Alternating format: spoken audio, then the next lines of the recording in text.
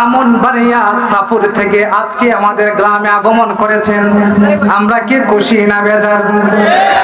জবানটা ছেড়ে দিয়ে খুশি হয়ে বলতে হবে খুশি না বেজার? এ বাবা, আজকে তাহেরি হুজুর আমাদের মাহফিলে আসছে, আমাদের গ্রামে আসছে, আমরা সবাই খুশি না বেজার? জবান ছেড়ে দিয়ে বলতে হবে খুশি না বেজার? কিন্তু এখন আমাদের সমাজে, আমাদের দেশে কিছু সংখ্যক মানুষ আছে, তাহিরি হুজুরের নামটা শুনলে ঘরের মধ্যে শরীরে আগুন লাগে। কথা কয় না, কথা কয় না, কথা কয় না, আগুন লাগে কি লাগে না? এই বাবা, একটা কথা মনে রাখবেন, আশিক রাসূল যারা আমার ইমানি ভাই, যারা আমার সুন্নি ভাই, এই সমস্ত আলেম উলামা যখন আমাদের সাথে আসে, আমাদের কাছে বসে, আমাদের গ্রামে আসে, আমাদের মন কোনোদিন খারাপ হওয়ার কথা না। যারা এজিদ মুসলমান, যারা মুনাফিক বেঈমান, এই সমস্ত লোকরা মন খারাপ হবে, মন খারাপ হইবে, শরীরে আগুন লাগবে। ঠিক কিনা বলেন? আজকে তাহেরি হুজুরের নাম শুনে অনেক মানুষের গায়ের মধ্যে আগুন লেগে যায়। কেন? তাহেরি হুজুর সুন্নিয়তের কথা বলে, নবী ওলির কথা বলে। ঠিক কিনা বলুন? একটা কথা বলে দিব, তাহেরি হুজুরকে নিয়ে আজকে অসংখ্য গলিত মানুষের বিভিন্ন ধরনের চক্রান্ত চলতেছে।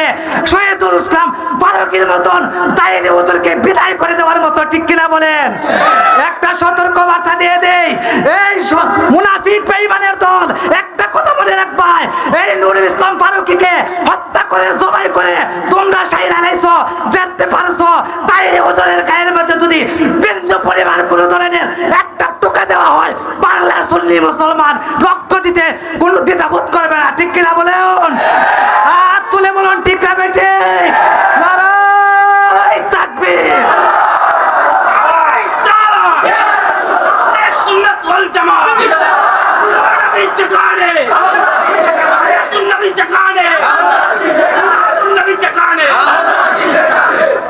আমার আব্বাজান খুশি না বেজার?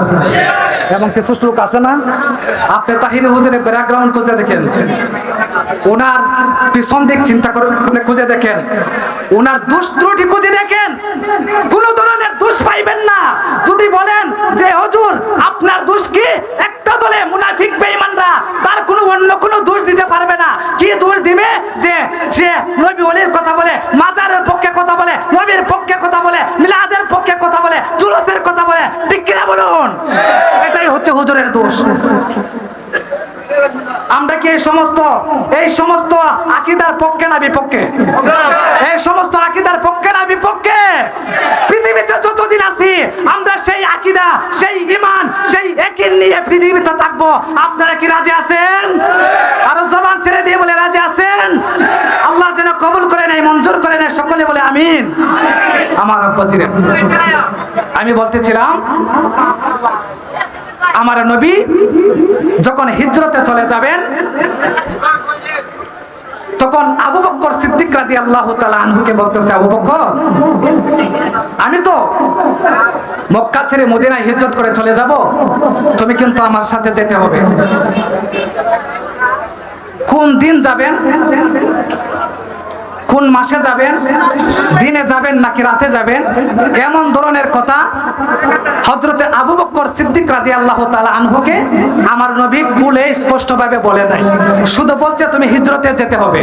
সুবহানাল্লাহ বলেন।